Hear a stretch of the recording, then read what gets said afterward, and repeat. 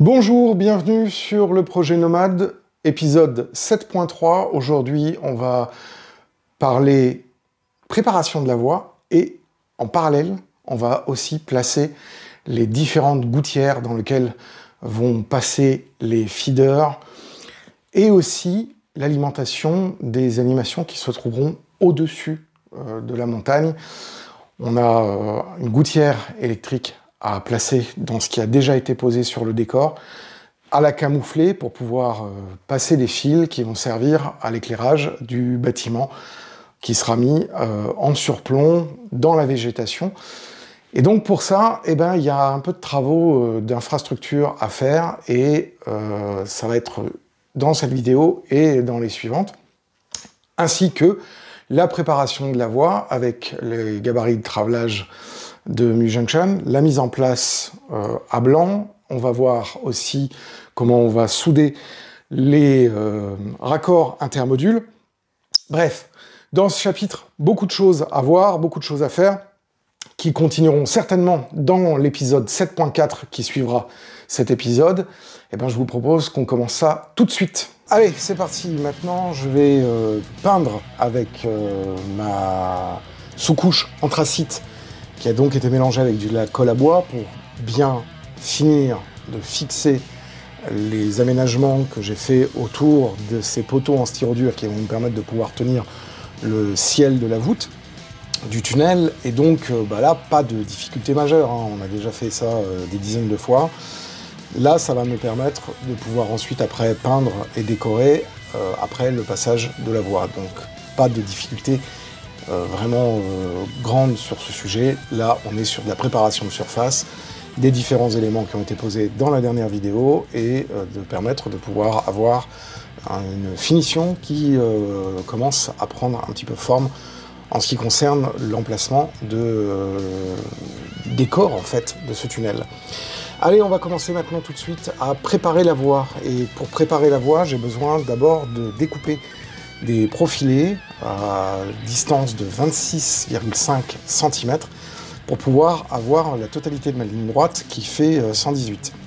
Donc je coupe deux tronçons qui vont venir être rajoutés au fur et à mesure, l'un en début, l'autre en la fin sur l'autre fil de voie, et je vais utiliser les traverses qui ont été découpées, puisque j'ai extrait toutes les traverses du rail flexible, je les ai découpées une par une, et là je vais commencer à assembler un premier ensemble de 17 traverses pour pouvoir ensuite m'aider du gabarit et mettre en place les différents éléments, les différentes traverses à la bonne distance les unes par rapport aux autres. Donc c'est un petit travail qui est minutieux, qui demande un petit peu de patience, mais qui va donner un résultat et un cachet absolument très réaliste par rapport à une armature beaucoup trop moderne. Donc il faut réenfiler les traverses, prendre son temps pour le faire, c'est pas très difficile, mais ça demande quand même un petit peu de dextérité. Alors maintenant, je vais utiliser les deux supports des raccords intermodules, et je vais commencer à mettre la disposition de ce support sur le module de disposition de traverse et commencer à placer les 17 premières traverses. Et on voit le raccord intermodule est inclus en fait dans le gabarit de la voie, ce qui va me permettre de pouvoir souder les deux rails à ce raccord intermodule hors site, dans de bonnes conditions sur mon plan de travail. Alors pour ça, j'utilise un fer très chaud, je l'ai mis à 370 degrés, ce qui va me permettre de pouvoir chauffer très rapidement le maillechort ainsi que le circuit imprimé, et de procéder à des premiers points de soudure pour commencer à fixer la base du profilé de rail Vignol et le PCB, et ensuite après je vais venir rajouter un petit peu de soudure sur les flancs pour venir montrer et garantir la bonne accroche sur l'extérieur des rails. Ensuite je retourne, je mets la cyanocrylate sur les différents petits espacements qui se trouvent sous les traverses pour pouvoir fixer les premières traverses et donc ne pas avoir de risque que les traverses bougent une fois que je vais manipuler ensemble. Je ne vais pas le faire systématiquement sur tous les rails, sur toutes les traverses par rapport aux rails, mais sur les premières, ça me permet de garantir que cet endroit-là ne va pas bouger au moment où je vais venir disposer le rail sur site. Donc là, je continue. Et là, maintenant, on va avoir le premier tronçon de 26 cm qui va être terminé. Donc là, c'est pareil, je sécurise les traverses en les collant à la cyano par l'arrière. Et je viens mettre ma bande autocollante qui va me permettre de garantir que les traverses ne bougent pas. Et puis, l'étape suivante va être la mise en place du premier raccord entre un tronçon de 91,5 cm et de 26 cm, et donc mettre en place l'éclisse qui elle-même va être sécurisée et soudée une fois que je vais faire l'ensemble de l'installation. Alors pour ça, j'ai besoin de dépouiller encore un autre rail flexible, et donc j'enlève toutes les traverses par groupe, ce qui me permettra ensuite, à la demande, de retailler les traverses quand j'en aurai besoin pour poser une autre voie. Donc là maintenant, j'ai tous mes éléments qui sont prêts pour pouvoir commencer la pose sur site. Mais comme on peut constater, il y a beaucoup de chantiers qui sont à faire en parallèle. Tailler les traverses, préparer les profilés de voie, faire différentes opérations de retaillage des traverses pour justement permettre de passer un côté du rail sous l'éclisse. Et puis là, il y a aussi encore un gros travail que je vais commencer, et je m'en suis rendu compte en préparant la vidéo, c'est un travail d'infrastructure, et j'allais dire de terrassement pour faire passer des goulottes, et en l'occurrence c'est une goulotte qui va me permettre de pouvoir alimenter la montagne en alimentation électrique pour différentes animations qui vont se trouver sur la montagne. Et donc pour ça, je taille dans le styrodure pour placer une goulotte flexible, ce qui n'est pas sans un certain bonheur, parce que c'est un matériau qui n'est pas vraiment propice à se laisser faire, et c'est un peu une vie propre. Et effectivement, l'usage de la colle chaude me permet de maintenir le tuyau dans cette tranchée. Alors le styrodure faisant de 20 mm d'épaisseur et la goulotte faisant 12 mm, elle est suffisamment enterrée, et donc quand je vais venir faire mon relief, finaliser mon relief, notamment avec le torchis, qui va donc me servir de base sur le terrain, sur lequel ensuite après je mettrai des éléments supplémentaires qui viendront après, cette goulotte aura complètement disparu. Mais pourquoi je fais ça? Parce que pour l'instant, je ne sais pas exactement combien de fils je vais devoir faire passer dans cette goulotte.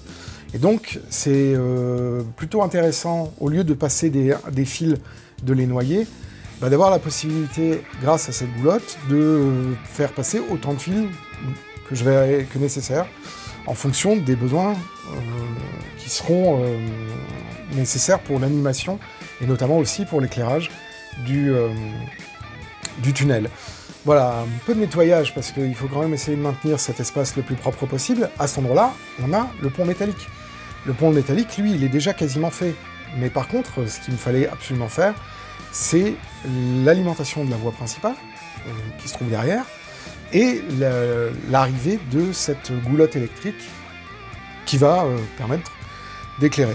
Voilà, maintenant je mets en place le pont, et je commence à le fixer définitivement, parce que son assise va me permettre ensuite après de terminer le gros œuvre qui va supporter la voie, finir de mettre les deux morceaux de trackbed et commencer à envisager toute la partie décoration de la voie sur le pont, qui va demander un soin un petit peu particulier et différent de la pose des traverses sur le reste du rail flexible et de l'assemblage du rail flexible de 118. Donc, toutes ces manipulations, elles doivent se faire simultanément. Donc là, on a les deux modules de raccord qui, grâce au piton, sont maintenus bien en alignement. Donc du coup, en les disposant, je vais pouvoir avoir ici le bon positionnement.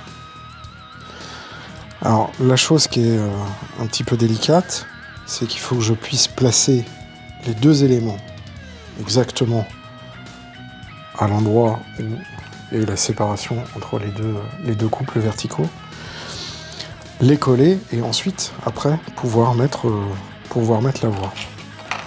Donc pour ça, il faut que je vérifie mon alignement et que je colle très gentiment le premier,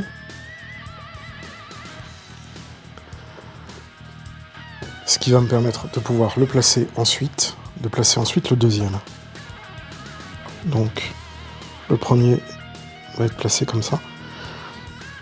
Et une fois que le premier sera sec, sera collé, à ce moment-là, je pourrai placer le deuxième.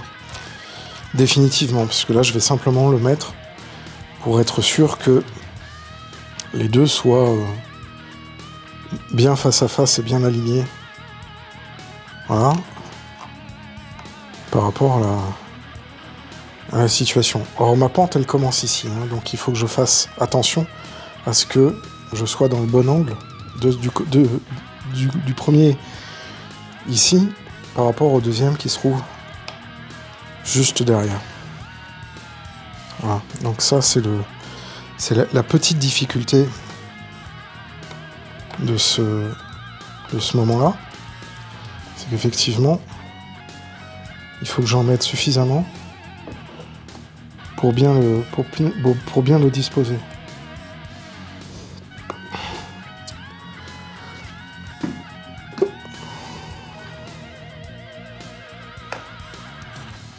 Et évidemment, c'est un petit peu le moment critique, parce qu'il faut que je sois bien aligné, à la fois sur les pitons,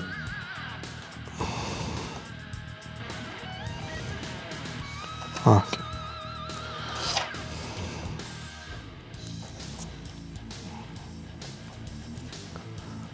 Ce qui fait que une fois que l'élément sera collé, je pourrai placer dessus la voie et j'aurai ma première liaison qui sera faite. Il n'y aura plus qu'ensuite à coller le deuxième morceau ainsi que la voie qui va derrière. Et là on est déjà pas mal, hein. Alors là où on en est, je pense qu'il faut faire un petit peu d'explication. À l'endroit où se trouve la caméra, il va y avoir donc la montagne qui est au-dessus du tunnel. Et j'avais réfléchi que j'allais peut-être mettre un petit bâtiment, une ruine ou quelque chose qui nécessiterait de l'éclairage. Par ailleurs, j'ai besoin d'éclairer très légèrement l'intérieur du tunnel. Donc il me fallait une arrivée d'électricité, soit pilotée, soit simplement pour alimenter de l'éclairage. Donc j'ai procédé à une saignée dans mon styro dur sur une partie où il n'y a pas encore de relief. Donc c'est pas grave, là je suis vraiment sur une saignée dans la masse, pas sur le relief que j'avais déjà fait et qu'on voit amorcer. Donc ici, la saignée va être intégralement camouflée par le torchis que je vais venir rajouter. Mais ça me permet de pouvoir faire une dérivation ici et donc d'apporter du courant sur une ou plusieurs phases depuis le dessous sans être obligé de venir intervenir dans la montagne où il y a déjà énormément de choses, notamment le fait qu'il y a le tunnel qui est aménagé. Donc ici il y a deux espaces différents, un tuyau flexible pour amener l'alimentation en saignée et un autre tuyau directement vertical pour pouvoir faire passer les droppers qui vont venir être soudés au rail. Donc l'étape va consister avant la pose de la voie de combler ce trou ici, de venir mettre du remblai, de finir la mise en place du petit pont métallique, de faire les rapiessages de trackbed ici et ici, et là on voit la fin du segment de 91 cm,5 qui correspond à la voie flexible non découpée. Et donc, en vis-à-vis, il me reste ici l'éclisse et 26 cm,5 à mètre. Et ensuite, un autre profilé de rail qui va donc partir du bord, ici, où va être soudée la plaquette, vers l'intérieur du tunnel, où il y a déjà le tronçon de 26 cm qui avait déjà été placé et que vous avez vu dans les séquences précédentes, dans cette vidéo. Donc, avant de continuer le placement de la voie et la mise en place de la pose des traverses, on voit bien qu'il y a encore un petit travail de terrassement ici à faire. Mais pour pouvoir faire ce travail de terrassement, j'avais besoin donc de faire ma tranchée et mon alimentation. Et donc du coup, quand on va venir passer les droppers, là je vais avoir un diamètre qui est largement suffisant pour faire passer mon fil de dropper, mes deux fils de dropper, donc le noir et le rouge. Et en plus, comme je vais emprunter le même conduit, puisque ce conduit flexible rejoint le premier conduit, j'ai suffisamment de place pour pouvoir passer 3 ou 4 conduits électriques supplémentaires. Donc dans l'idée, on va avoir ici mon fil rouge et mon fil noir. Alors je vais essayer de le sortir de la bobine, parce qu'ils sont bien rentrés, voilà. Alors, à ce moment-là, une fois que j'aurai passé, par exemple, le fil noir, je vais vous montrer.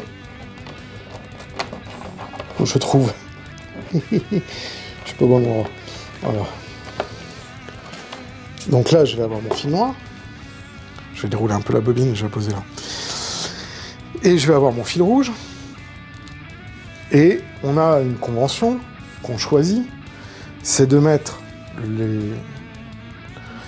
le fil noir qui alimente le rail qui se trouve le plus au fond par rapport au spectateur. Donc comme le spectateur il vient par là, et ben mon fil noir il va se mettre sur ce rail là, pendant que le fil rouge va se mettre sur ce rail là. Donc ça c'est une convention. Et on pourrait très bien choisir de faire l'inverse. Mais on a décidé de faire cette convention et de suivre cette convention avec MuJunction, effectivement, de dire, par rapport au spectateur, le black is on the back, donc est à l'arrière. Alors évidemment, dans le cas d'une boucle de retournement, il y a un moment où ça se retrouve inversé. Mais là, en l'occurrence, on est sur une voie unique, donc il n'y a aucun problème, on peut rester sur cette configuration avec le noir à l'arrière, et le rouge à l'avant. Donc c'est grâce à ce conduit que je vais venir alimenter l'ensemble du segment de 1,18 m, ce qui est largement suffisant. Parce que comme en plus mes raccords sont éclissés et soudés, et les éclisses sont soudées, et ben à ce moment-là, j'ai aucun problème à n'avoir qu'un seul point d'alimentation pour un segment unique de 118 cm, c'est-à-dire la longueur du module. Effectivement, comme on va avoir une coupure ici, le module qui vient ensuite, s'il n'a pas d'appareil de voie et qu'il est toujours dans la même continuité, on pourrait avoir encore un autre segment de 118 qui est alimenté par le même feeder qui vient prendre les repiquages des mêmes droppers, hein, puisque là on est dans le cadre d'un réseau modulaire. Et donc, du coup, un point d'alimentation pour 1,18 m de long, c'est largement suffisant. On n'a pas besoin d'en rajouter plusieurs.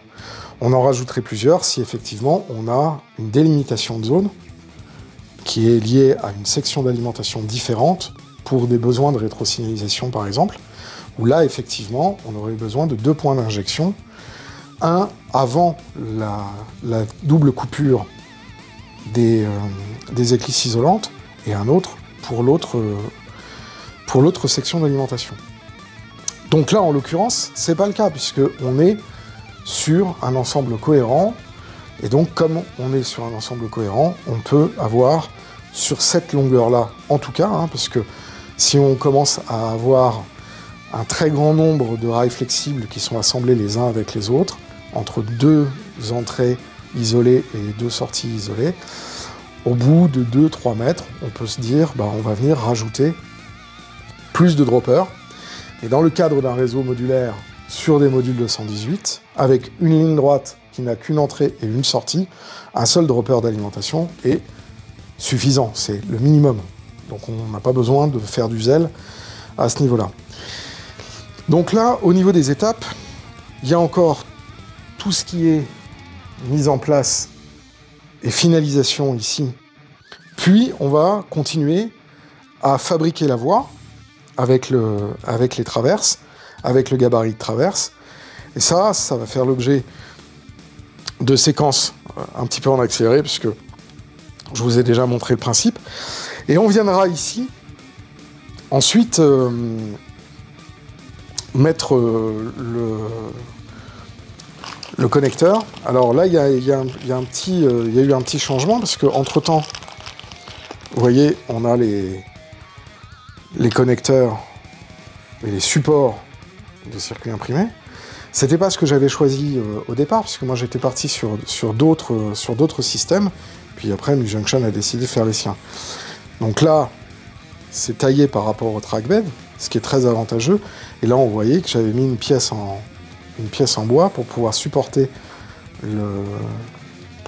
l'équivalent chez un concurrent du circuit imprimé sur lequel on soude la voie pour pouvoir faire le raccord.